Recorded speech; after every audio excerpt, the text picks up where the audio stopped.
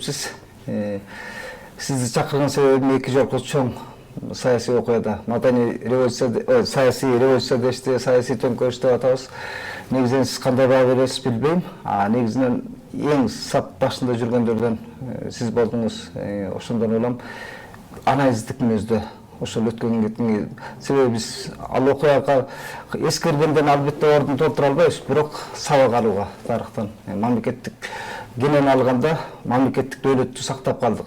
Жакшыбы жаманбы биримдигибизди ыдыратып албай, саясий туруктуулукка кайра келдик. Канчалык олукчолук абалдар болду, канчалык ич чыгылыштар болду. Анын баары майдан эсе болуп калды. Ошондон сиз бүгүнкү күндө муну мамлекеттик төңкөрүш деп эсептейсизби же дагы эле революция деген ишенимде калдыңызбы? Эми экөөнүн табияты дагы жол-жолосу дагы себеби дагы ар түрдүү болуп калды да. Экөөнү бири-бири менен окшош деп айтканга болбойт. 2005 жылкы ошол Тюльпан революциясы деп жүрөт. Ал жерде ок атуу болгон жок. Ал жерде тактика башкачараак болгон.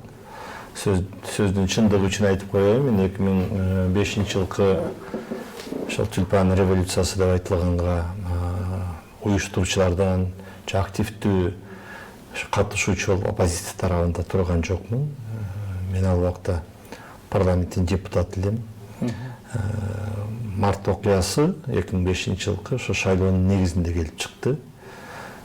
Бирок себептери башка болчу. Бул Аксы окуясынан башталып калды. Ошол бийлик менен оппозициянын тирешүүсү.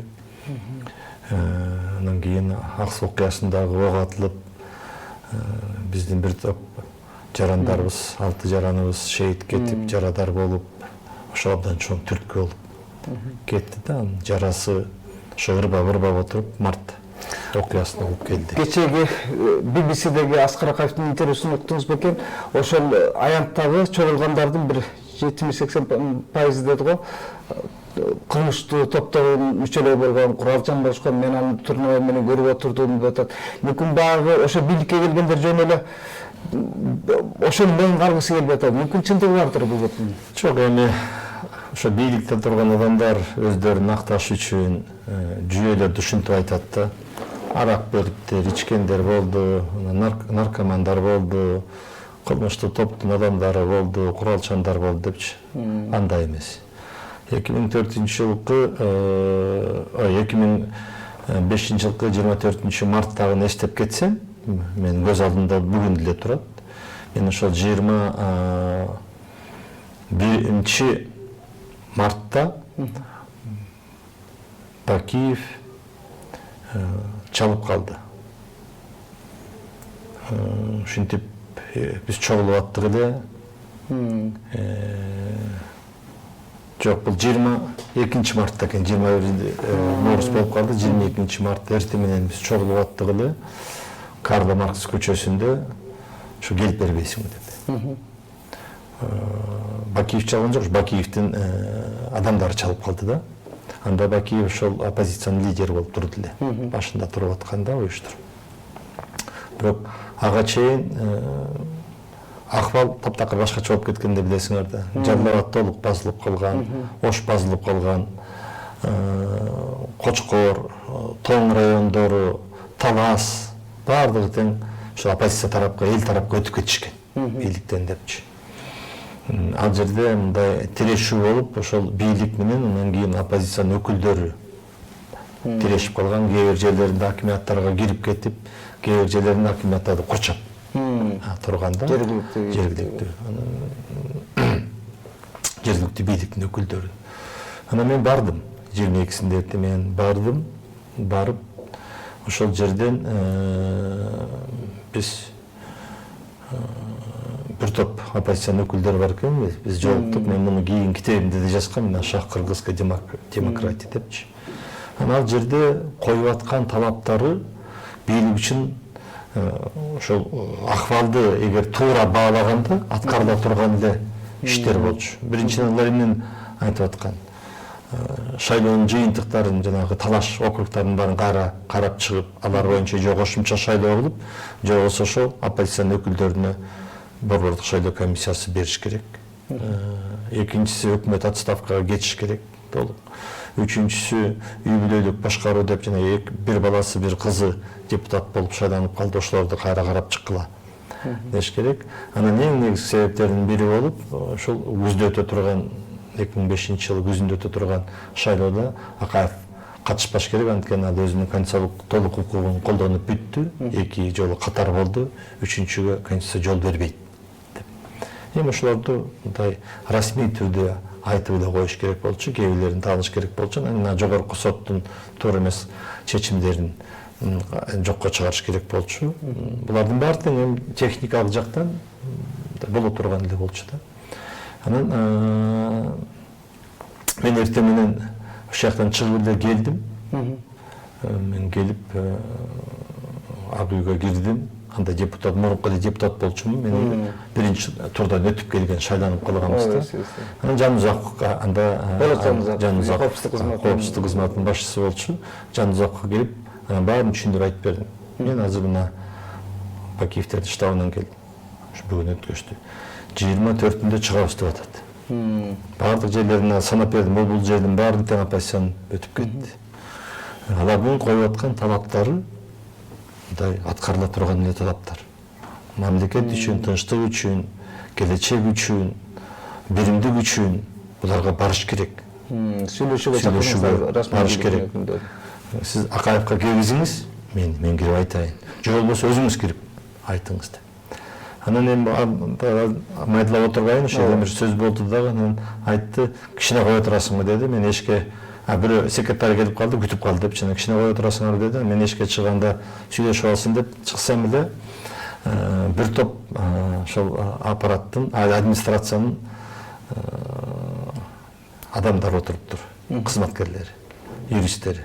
Анан эмне турасыңар десем, азыр кирип бүгүн сессия чакырган жатабыз, сессия чакыралы деп атабыз деп. Мен айттым, мундан туура эмес. Кантип сессия чакырасыңар? Көчөдө мындан атса. Деп күтүп турдум, алар келип чыгышта кача мен Жумалиев келип калды, ошол жерден өтүп баратып, аны менен сүйлөшүп ага айттым. Ал айтты, ушу туура айтып атасыңар, анда биринчи вице-премьер болчу. Ушуну айтсаңар болот эле деп калды.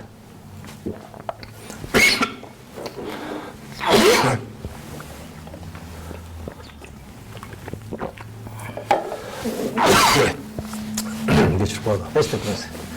Тиги ошол туштагы кээ бир өлчөмдүү окуяларды албетте министрде айтып бергениңиз дагы жакшы да, себеби эл мындан биз баягы урамына бармабыз деп иштеп бийликти бир эмес 2 жолу алмаштырган менен деле эл үмүт акталбай калды да. Ошо мен кыска айтып коеюн.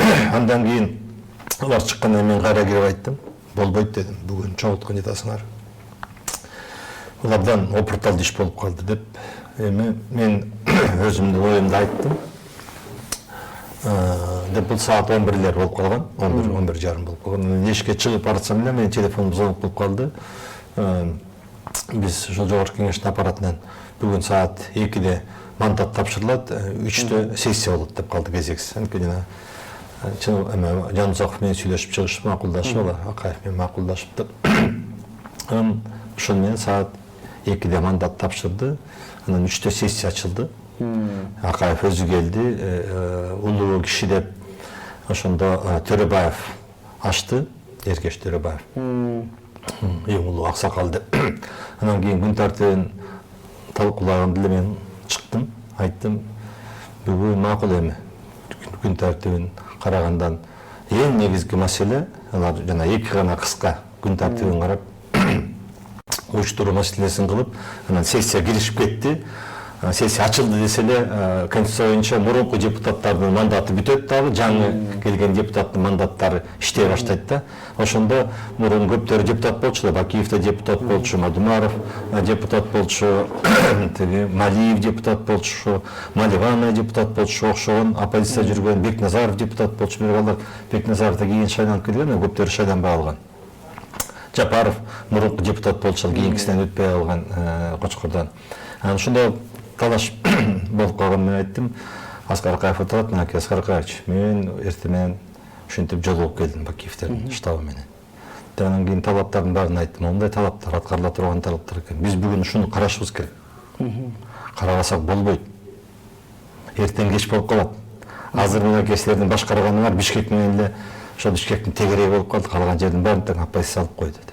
Эч үн чыгарган жок, эч сүйлөгөн жок. Анан кийин дежурный адамдар чыкты, бир топ мени сындашып, ал болбойт дегендей мындай дешип. Мен анын баары тең ошол убагында бар. 5 жолу айттык, 5 жолу мен чыгып сүйлөдүм, бирок ага болбой, ага күн тартибине киргизишкен жок. Анан кийин ачып эле сессия ачылды. Комитеттерден фракциялар менен сүйлөшүп, депутаттар сүйлөшүп келсин дагы. Бирок анын баарына майнап чыккан жок баары. 2-3 күн деп сессияны жаап салды дагы, каникулда таратып салды. Мен мындай үмүттөн суроо бергим келет. Азыр мен ошого бүтүрүп коеюн. Эми 24-үндө бул иш болуп кетти, чыкты, иш болуп кетти. Эч кандай аянтка алкаш адамдар чыккан жок, бандиттер чыккан жок, эл чогулуп келди. Мен жана айтып кетпедим, жерлердин баарын басып алган. Акаевдин бир туура кылган иши ошол ок чыгарбай, тирешпей таштап кетип калды. Бул жагы жакшы болду. Бир четинен жакшы болду, бир четинен жаман болду да. Жок, ал эгер бийлигинде тура тирешпиче камтоолой болуп кетмек да. Жок, бул элге кайрылыш керек болчу, элге кайрылып эле айтыш керек болчу. Ошол күнү деле кайрылып туруп, мына моундай иш чара болуп атат. Мен шайлоого барбайм. Мына оппозиция менен сүйлөшөм. Бул 23-үндө да болду, 24-үндө болду. Муну айтып отурсак узактуу. Мен ошонун баарына катыштым. 24-үндө окуя болуп кетти. Биз депутаттар чогулуп, биздин ошо офиске чогулдук. Ошол жерден келип, анан үчөөбүздү Сатыбалдиев Жантөрө, Келдибеков, анан мени топтошуп, ошол топ бир 30га жакын депутаттар чогулуп, бизди өкүл кылып, мен барып сүйлөшкүлө. Бакиевтер менен. Анан кийин сессияны баштайды. Жо эски депутат болот, жо жаңы депутат ачылып калды. Анан кийин 24-үндө биз барып ошо сүйлөшүп, анан ошондон баштап бир нече күн түнү менен күнү дебей парламентте отурдук. Анткени баарын тең мыйзамдаштырыш керек болчу да. Анан бир нече күндөн кийин 25-инде сессия болуп, анан өкмөт шайладык. Президент жок болгондон кийин өкмөт башчысы убактылуу президенттин милдетин аткаруучу, анан кийин Бакиев ошойдон президенттин милдетин аткарылып калды. Бирок мен табиятын айтып атам да, чыга турган табияты. Биз көбүнчө ушул чоң саясий окуяларды кеп кылганда күнөөнү баягы бийлик өкүлдөрүнө коебуз да. Саясат, сиз дагы саясий айдында чоң күч болуп келатасыз. Бирок бийликтегилер кырдаалды алдын ала көрө билбегенин сындап келесиздер. Оппозицияда жүргөндө сиз ошол кырдаалды алдын ала бир анализ кылууга, себеби көп өнөктөштөрүңүздөр менен кайра кол үзүштүңүздөр, кайра элдештиңиздер, айтор ошолор менен да кайра ич жыбыш эле көрүшкө түшүп келатасыздар. Маселен, Атамбаев менен да убагында жакшы ыңгайып мамиледе болуп келдиңиз дагы. Кийин ал дагы сизди жарым жолго таштап кеткендей болду. Башка саясий топтор менен да Байболовдор, Текебаевдор болуп баягы парламенттик жарышка чыкканда абдан күчтүү команда топтолду эле. Бирок ошолордун да ыркы кетип калган себеби барып келеби эмнеден мунун баарын айдалып кеткен? Тарыхтан сабак алышыбыз керек. Биз азыр жаңы гана бутубузга туруп келаткан мамлекет болуп атабыз. Ошонун ичинде бийлик бутактары дагы толук өзүнүн ыйгар мукуктарын аткара албай жатат. Азыр бүгүнкү күнгө чейин дагы өкмөттү деле алсак, парламентти деле алсак, президенттик институтты алсак, жергиликтүү бийликти да алсак дагычы биз баягы өткөн мезгилдин ичинде баратабыз. Абдан узарып кетти бул, тилекке каршы абдан узарып кетти. Бул кыскараак мөөнөттүн ичинде иретке түшүш керек эле. Мына көчөңкү Казакстанда болуп кеткен окуя көптөрү сын пикирлер менен карап атат, бирок Назарбаев эң акылмандуу бир иш-чара кылды да. Анткени 78 жашында турат азыр мына. Муну кантип акылмандуулук дегенге болот? Темир Агенбаев автократтык бийликтин режимин кайра бекемдеп аткан эле. Автократтык бийликти бекемдеген жок. Бул мамлекеттүүлүктү, бийликтин күчүн бекемдеди да. Анткени ар бир нерсе адамдын жашоо сапаты менен болот да. Демократия деп кыйкыра берсек, жыламаш жүрсөк, балдарыбыз сапаттуу билим ала албаса, балдарыбыз сапаттуу медициналык кызмат ала албаса, же социалдык камсыздоо болбосо, же жашоо турмушу өзгөрбөсө, айлык маянасы жетпесе, булар өзүнчө бир мындай көрсөткүч да. Казакстандык эле карапайым элдин жашоо стилине тийгизди. Эми мындай да, мен баарын жакшы деп айтпайм, бирок салыштырмалуу башка мамлекеттерге караганда, ошол Орто Азия чөлкөмүндө, СНГ чөлкөмүндө мамлекеттерге караганда алар бир топ кадам астыга кетип калды. Тескерисинче биз алдыга кетип калдык. Биз сыйынташыбыз керек го, демократия барлыктуу кандай коом алдыга кетип калды, мамлекетибиз ушул албетте тыгылып атат да. Мамлекет тыгылып атат. Биздин киши башына дүн продукциябыз $1300. Казакстандыкы бүгүнкү күндө $11,000. Мынакей 8 эсе 9 эсе бизден кубаттуу болуп атат. Ошон үчүн шаарларында шарттарын карап көрсөңөр, өндүрүш бар, жумушчу орундары бар. Мен идеал деп айтпайм. Бирок ушундай өткөн мезгилде бийлик туруктуу болуп, мүмкүн кандайдыр убактыда күчтүү болуп авторитардык да керек да. Мен мына ушуну көп айтып жүрөм, анткени жакында ошол китепти окуп чыгып, мага абдан чоң таасир калтырды да. Кайсы? Бул Джо Статвелл деген Азиянын өнүгүү жолдору деп берди. Ошондо Японияны, Түштүк Кореяны, Тайванды бир жака коюп, анан кийин мына мактап жүргөн Малайзияны, Таиландты, Филиппинди, Индонезияны, Вьетнамды бир жака коюп, ошонун ичинде Сингапур менен Гонконгду дагы мисал кылып келтирип кетти. Ошол алардын жүргүзгөн саясаты, кайсы принциптерге таянган, кандай максаттарды койгон, ошого кантип жетти депчи. Ошондо Японияда согуштан кийинки, экинчи дүйнөлүк согуштан кийинки абдан катуу бийлик болгон, диктатордук бийлик болгон. Парламентте айтылган, бирок диктатордук бийлик болгон. Түштүк Кореяда дагы. Аякта төңкөрүш болгон 61-жылы билесиңер. Аскердик төңкөрүш болду, ошол генерал келип 19 жыл отурду, Пак Чон Хэ. Ошол бардык реформалардын баарын кысып отуруп, жалаң кысып отуруп, катуу тартиптин негизин тап келди. Бул салыштырмалуу Советтер Союзу да болгон. Алар да ошондон алышты, жана 5 жылдык планды. Алар эч кандай уй албай эле капитализмди эле социализмди алышты. Ошон үчүн эми аны айтып отурсак көп узак болуп кетет. Мына 2005-жылкы каттачылык биринчиден ошол бийликте турган Акаев түшүнгөн жок. Анткени ал ошол бийликтин трансформациясын жумшак өткөзүп берүүсүн камсыздаш керек болчу.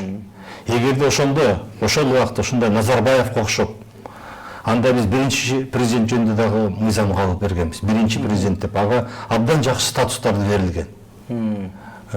Анан кийин ошондо өзүнүн адамды өткөзүп кете алмак. Авторитети чоң болчу. 2005-жылы мен шайлоого катышпайм.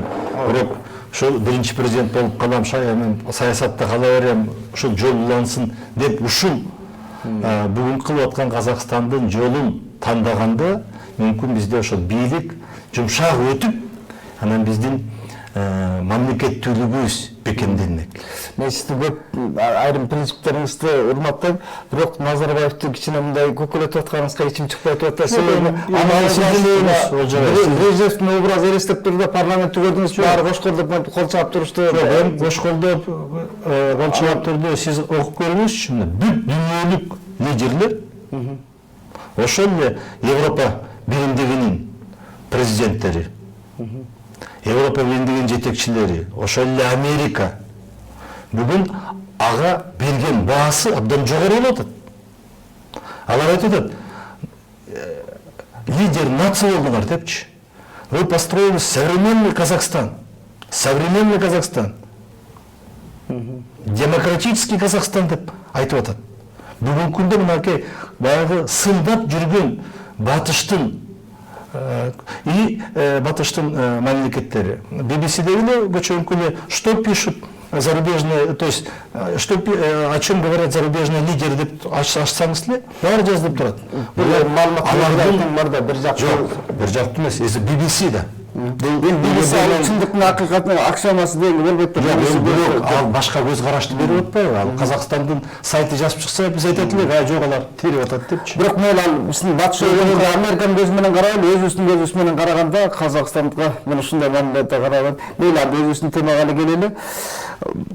Биз мына президенттик атаандыштыкка чыккандыгыбызда мен ошону экинчи бүтпөй калдым да. Сиз өзүңүз билип атасыз да, 2005-жылы биринчиден Акаевден ката кетти, ал бийликте туруп ушуну көрө алган жок. Экинчиден оппозиция болуп бийликке келгендерден абдан чоңураак ката кетти. Анткени алар астында концепция жок болчу. Биз бийликке келсек эмне кылабыз деп, кандай кылабыз деп. Алар баягы 3 конверт. Билесиңерби? 3 конверт жөнүндө bir anekdot бар. Bir Советтер Союзу убагында bir башкарманы алмаштырганы секретарь келип, башкарманы алып, жаңы башкарманы коюп кетет. Ушул болот эми башкармаңар депчи. Анан эски башкарма келип, баарын тапшырып берип атат ага. Кабинеттин баарын келип, баарын көргөзүп тургандан кийин столун көргөзүп, сейфти ачат да, менде 3 конверт бар дейт. Анан билемиз 3 конверт бар. Жаап коюңуз, эртең мен келем, эртең мен келгенде ачып туруп биринчи конвертти окуп коюңуз. Анда баары жазылат дейт. Анан эртеси күнү жаңы башкарма келет, баягы конверт ачат эмне экенде, биринчи конвертти айтат. Баарын тең мага шыбай бериңиз мени. Болбогондун баарын тең. Анан бул иштебей калганда экинчи конверт ачасыз деп коет да.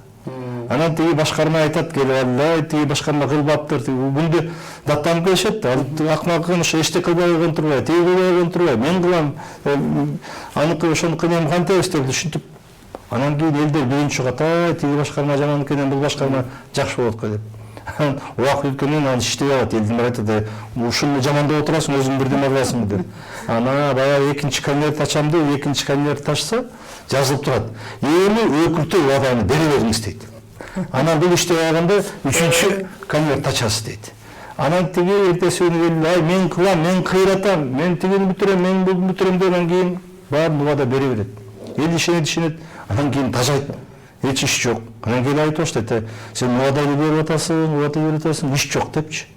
Анан тиги карап тура, мен үчүнчү ача турган конвертин ачайынчы, эмне жазылган күнү үчүнчү конвертин ачса, эми сен 3 конверт даярда дептир. Жазылып турат да. Бийликтин табияты ушундай болот да, буларга келгенде эч кандай концепциясы жок. Эскини эле сындай берди, жаңы эчтеке бере алган жок. Ошо конституциялык реформа кылабыз деди, конституциялык реформа кылган жок. Үй бүлөлүк башкаруудан кетебиз деди, үй бүлөлүк башкаруудан кеткен жок. Биз кийин 2010-жылкы апрель окуясына даярданганда биз Төшбулак декларациясы деп кабыл алганбыз. Төшбулак деген менин айылым, биз ушул айылга барып, ошондо жоон топ оппозиция болуп жүргөн, айылга ким барды? Текебаев барды, Шерниязов барды, Бекназаров барды, Каттагаев барды, Отунбаева барды, Чотонов барды, Сасыкбаева барды, Жакупова барды, Шыкмаматов барган ошол убактагы. Анан менин үйүмдө биз отуруп кичине чай ичип, анан кийин ошол жерден сүйлөшүп, доска алып алып ошол жерге чийип, биз айтканбыз, бийлик үчүн күрөшөбүз. Үй бүлөлүк бийликти бул Бакиев эч айырмасы жок болуп калды. Анан кийин эгер келип калсак, биз мындай принцип менен кетебиз. Деп ошондо жанагы парламенттик принциптерди киргизгенбиз конституцияга. Ошону келип Жакупованын кабинетинде Жакупова, Текебаев, Шыкмаматов, мен болуп отуруп, жок Байболов жок болчу ал убакта. Анан биз ошолор менен отуруп Жакупованын кабинетинде ошону парламенттин жаңы конституциянын концепциясын иштеп чыкканбыз. Дагы эксперттерди чакырып, ошол. Анан ошондо сүйлөшкөнбүз, эгерде биз кандайдыр бир жол менен бийликке жетип калсак, биз биринчи стабилдүүлүк алып келебиз. Анан кийин конституциялык реформаны өткөзөбүз референдум аркылуу. Жаңы конституция кабыл алып туруп, анан кийин шайлоого барабыз. Бакиев мындай болду, мени шайлагыла, андан кийин мен реформа кылам деди. Шайланып алгандан кийин бул президенттин укуктары сонунуки, мен эч кандай реформанын кереги жок, мен ушул эле конституция менен жашайм, ушу менен барам деп туруп албады. Ошон үчүн 2006 жылкы тирешүүлөр келип чыкпады, жанагы ноябрь митингдери келип чыкты да. А 2010 жылкы окуянын, апрель окуясы менен март окуясынын айырмасы ушунда. Биз келгенден кийин 2010 жылы бийликке келгенде убактылуу өкмөт болдук. Убактылуу өкмөттүн башына айттык, убактылуу өкмөттүн башына бара турган адам кийин президенттик шайлоого катышпайт деп. Ошон үчүн Отунбаева макул болду. Анан кийин биз июнь айында 27-24 июнда конституцияны кабыл алдык, референдум аркылуу. Анан 14-15 июлда убактылуу өкмөттүн мүчөлөрү шайлоого катышабыз деген баарыбыздан кеттик. Атамбаев да кетти. Мен да кеттим, Текебаев да кетти, Бекназаров да кетти. Алар да катышам деп катышпаган Каптагаев калды, Дүйшөбаев катышкан жок, шайлоого барбайбыз деди, алар иштеп калды. Отунбаев өзү калды, анан ошондор калды, калгандардын баары биз кеттик. Анан кийин шайлоого барды, кээ бир утуп чыкты, биз утуп калдык. Ооба. Ушундай. Сиздин утуп калганыңызда сизди алдап койышкан жокпу? Алдады. Себеби мындай акыл чөйчөгү толук адамга так эле көрүнүп калды. Сиздин кийинки баягы Акшумкар парламенттик шайлоого катышкан жок 2015 жылы дагычы. Ошондо бир көшө картында сизди алдап соголоп эле могу жерде өкмөткө сен гарантия берем, турасың. Деген ошо Акшумкар кайсы бир саясий топ менен биригип бир шайлоого аттангандай деле кудурети бар эле.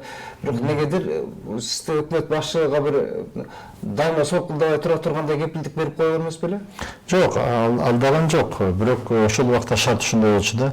Анткени мамлекеттин астында абдан чоң чакырыктар турган.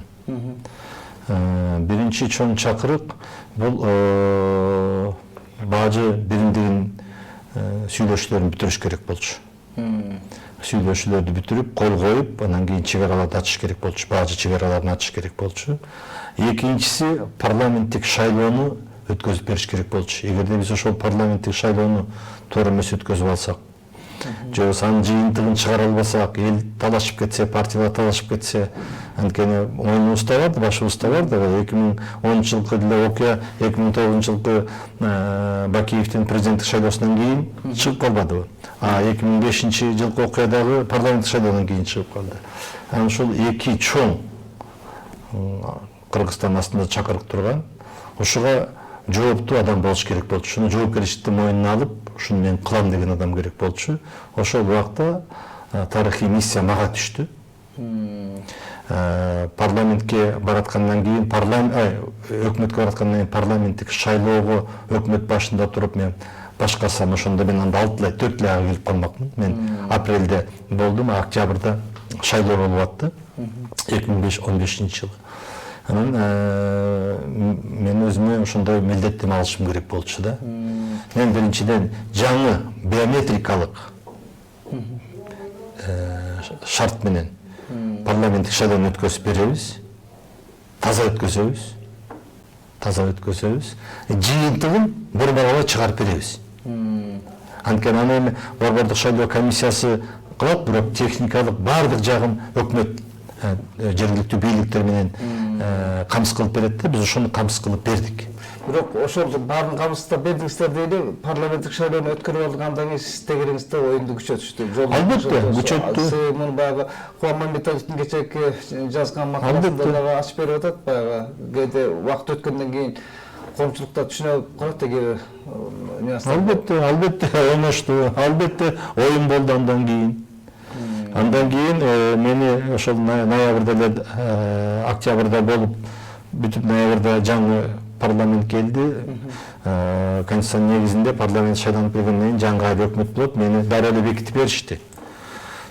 Ал узаган жок, бирок ошол бекитип атканда мүмкүн сунуштап аткан, ал убакта эми Атамбаев президент болчу, анын кубаттуу болчу да. Кубаттуу, таасирлүү болчу, парламентке да таасирлүү болчу, коомдо да таасирлүү болчу. Албетте анын өзүнүн пландары бар экен. Андан аркы багыты боюнча. Кандайдыр бир учур келгенде атайын кара пиар уюштурулду мага. жөн жерден гана тендер күнөө такканга аракет кылышты, бирок мен ошол жерде айттым, мен атадан калган так жок.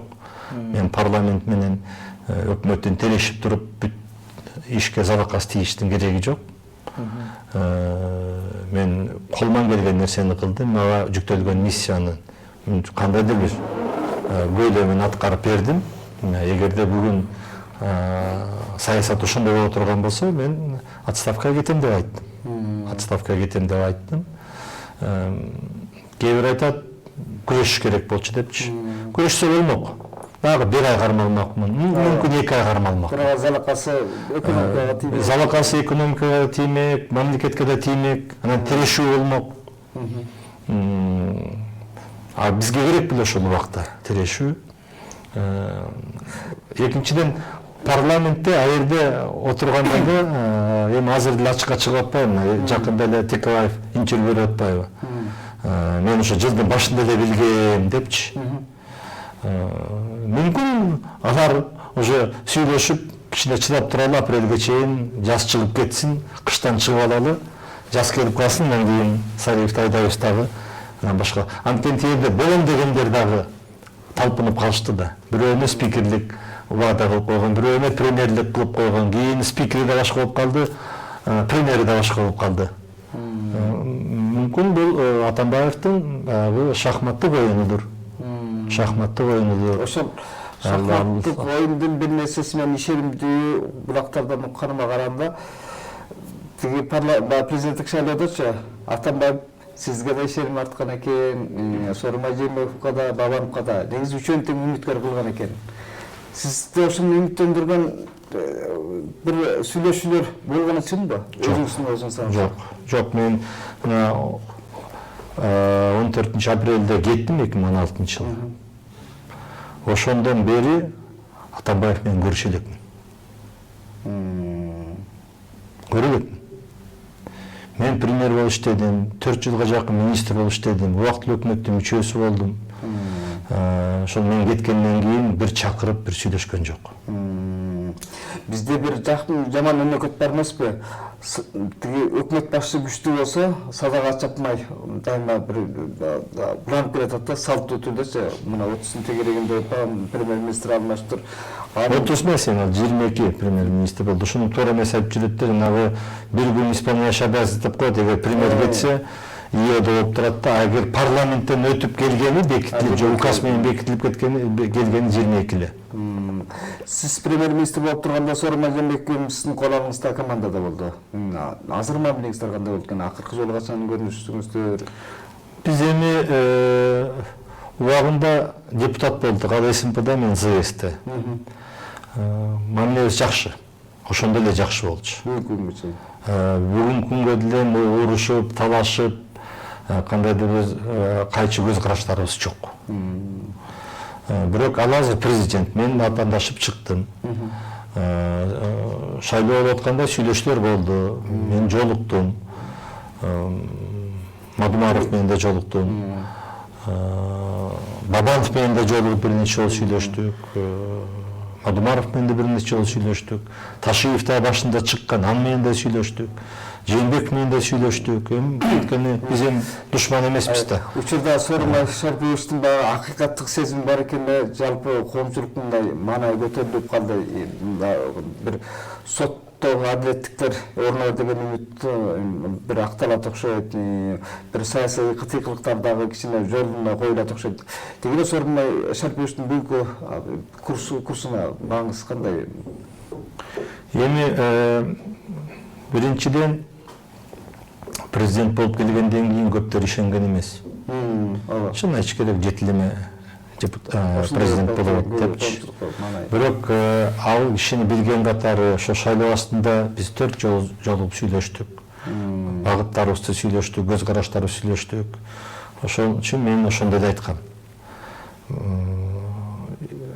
Шайлоо бүткөндөн кийин мен Азаттыкка барып атайын бир интервью бердим эле. Карап көрсөңүздөр болот. 2017 жылы ошол жыл аягында, ноябрь айында берген. Президенттик шайлоодон кийин ошо утулганыбызды моюнга алып, утулган адамдын эми мүмкүнчүлүк бериш керек, жардам берели. Биз мамлекетчил болуп шайлоодо жүргөндө мамлекет жөнүндө, өнүгүү, өсүү жөнүндө, багыт жөнүндө сүйлөп келген, өзү утулуп калса эле баары жаман, мен жакшымын дегенден алыс бололу. Утулганды да билиш керек. Ачуу, чындык ачуу, ичиң ачышат. Албетте мен болсо мындай кылат элем, тигиндей кылат элем деп айтасың. Бирок бир нерсеси айтып кетишибиз керек, ошол көптөрү ойлоп аткан жетилеме болот деп, жетилеме болгон жок. Бул биринчиси. Экинчиси кыска мөөнөттүн ичинде толук президенттин ыйгарым укуктарын, анын бийликтин кубаттуулугун өзүнө бекемдеп алды.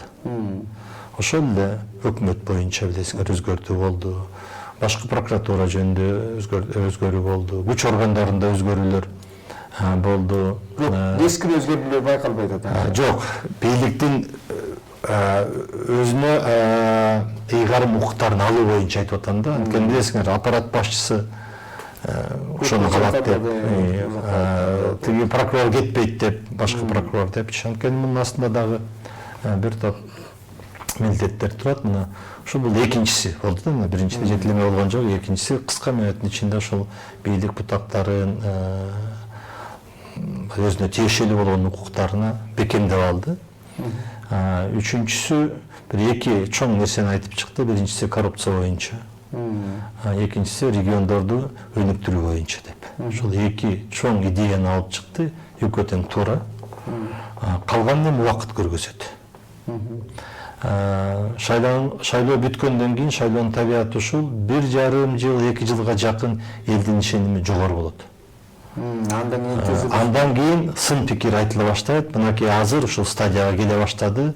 Сын пикирлер айтыла баштайт, каяна кайтыш айтыша баштайт. Анткени адамдын бүтүүсү чоң болот да. Ар бир өзгөрүү болгондо, жаңы шайлоо болгондо бүтүүлөр чоң болот. Анан кандайдыр бирөөсү актыла баштайт, кандайдыр бири актылбайт. Анан кийин элдин ичинде сын пикир айтыла баштайт, оппозиция күчөйө баштайт. Анын үстүнө мынакей шайлоо жакындап келатат, парламенттик. Оюн кызыт азыр. 1,5 жылдай убакыт калды. Ошол күзгө жетип, эми өзүнүн мындай активдүү фазасына кирет саясий. Убакыт аз калды президентке. Убакыт аз калды, анткени жакшы жагы мындай болуп атат окшойт. Атамбаев менен Сооронбай экөөнүн Жээнбеков экөөнүн тирешинде көп комментарий бербей, тиги кишинин деңгээлине түшүп кетпей, мындай комментарий берүүдөн алыс болуп атканы дагы кичине салаваттуулугун көргөзүп атат окшойт. Эми ар бир адамдын мүнөзү болот да. Мүнөзү боюнча бүгүнкү президент абдан токтоо. Анткени бул көп жылдары ошол региондордо иштеп жүрдү. Депутат болуп жүрдү, СМПда вице-спикер болуп жүрдү. Тажрыйбасы бар да бул жагынан. Адамдар менен сүйлөшүүнү, чечим кабыл алууну, өзүнүн мүнөзүнө дагы топ келет экен да. Бирок ошол эле убакта айтып коюш керек, шашылыштагы иштер болуш керек да. Ыкчам иштер болуп, аларды соспош керек. Эми тирешүү боюнча мен айтып кетсем, мен муну туура эмес деп эсептейм да. Биз ким менен тирешебиз? Биз ар бир адамдын өзгөчө бийлик бутагында турган адамдардын бир эле максаты бар. Бул мамлекетти өнүктүрүп, өсүп, ар бир жараныбыздын турмушун жакшыртуу. Себеби бул эки инсандын тирешүүсү коомдо адил аклак ориентациясын бузат да. Эми тирешүү деп деле айтпайм, мындай болуп атат да, таарыныш болуп атат да. Таарыныш болуп атат да, өзгөчө ошол экс-президент жагынан таарыныч болуп атат да. Эми чыдаш керек. Мен да ошол бийлик бутагында отурдум. Мынакей убактылуу өкмөттө орун басар болуп отурдум. Бул да абдан ошондой билесиңер, парламентте жок, президенттик институтта жок, өкмөттө жок. Биз баардыгын топтогон болчубуз. Абдан чоң ыйгарым укуктарыбыз болгон. Андан кийин кетип шайлоодон өтпөй калдык. Мына бир жылдай мен отурдум. Андан кайра өкмөткө келдим. Өкмөт болуп, министр болуп иштеп, өкмөт башчысы болуп келдим. Аяктан кетирди. Мен деле анда таарыны болуп кыйкай берсем жагышат эле. Бирок бир жаңы маданият киргизишибиз керек да. Мындай Сооронбай Шариповичтин кескин кадамдарга бара албай атканын ушка айтып атпайсызбы? Маселен айтканда кайсылар деп элеңиз, ошону кайсыл процесстерди улантса деп. Эми мындай да сынай турган адам, сынай турган бир эле нерсе бар да. Бул адам ар бирөөнүн капчыгы. Капчыгы калыңдаса, экономика иштей баштаса, капчыгы калыңдай баштаса, эл айтат, иш жүрө баштады депчи.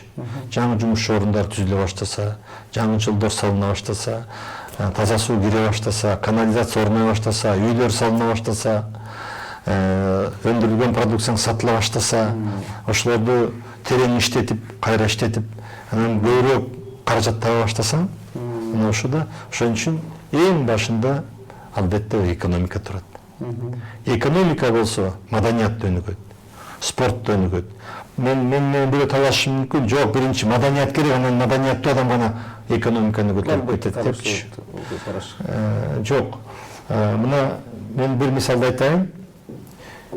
Таиланд менен Филиппин, анан кийин Түштүк Кореяны салыштырып көрөлү. Бүгүн Таиланд менен Филиппин жаңы өнүгүп келаткан мамлекетке кирет. Түштүк Корея абдан чоң өнүгүп кеткен мамлекетке кирет. Өнүгүп кеткен, эң өнүккөн мамлекеттердин ичине кирет да. Анан экөөнүн бир салыштырмасы бар да. Филиппинде мисалы басымды ошол убагында 60-жылдардан кийин реформа баштала баштаганда, булар баягы колониядан кеткенден кийин билимге жасашкан. Билимдүү гана адам экономиканы көтөрүп чыгат деген. Корея болсо адисчиликке басым жасаган. Биз азыр экономиканы көтөрүп ошолорго заводко иштете турган адистерди даярдайлы депчи. Жана средне техническое образование, профтехучилищелерди ачкан.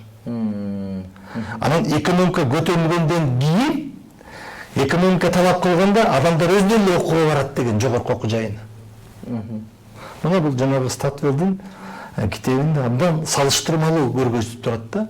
Эми бүгүнкү күндө Филиппин ошондой болду. Жогорку билими бар адамдар бар, бирок бирөө да жумуш таппайт. Мына биздегидей шартта. Дубайдын мотору булар. Жок, биздегидей шарттарда Филиппин ичинде жумуштар жок. Мына биздикиндей шарт. Бизде дагы жогорку билимдүү бар адам, баары тең дипломдору бар. Бирок дипломдордун баары турмушка кереги жок болуп, кагаз гана болуп калды да. Ал эми адистер жетишпейт бизде. Жөнөкөй эле технолог, жөнөкөй эле жанагындай сантехник, жөнөкөй эле электрик, жөнөкөй эле кладчик, жөнөкөй эле жана фрезеровщик, же болбосо токарь жетишпейт. Мына ошон үчүн өкмөт башында келгенде биз ПТУ менен СПТУну кошуп, жанагы кесипкөй училищелер экөөнүктөн кошуп, кесиптик окуу жайларын кошуп туруп, билим берүү министрлигинен өткөзүп мен ошол жерге. Анан кийин ушундай тапшырма болгон. Ар бир 11-чи классты бүткөн окуучубуз бир кесиптин ээси болуп чыксын. Бир кесиптин ээси болуп. Же 2-3 кесипти алып чыксын. Илгери билесиңер, Советтер Союзунда ушундай эмелер бар эле, УПТКлар бар, учебно-производственный комплекстер деп койчу. Биз ушундай түзөлү. Ар бир адам окуучубуз кесипти алып чыксын. Баары тең жогорку окуу жайы болуп, жогорку билим алышпайт. 20-30-40% алсын, 60-70% жөнөкөй эле иштешти орто окуу жайында депчи. Мына ушундайларды кылыш керек да. Биздечи эми жанагы экономиканы мен айтып кетпедимби, билим жетишпей жатат депчи. Азыр динамика жетишпей жатат бизге.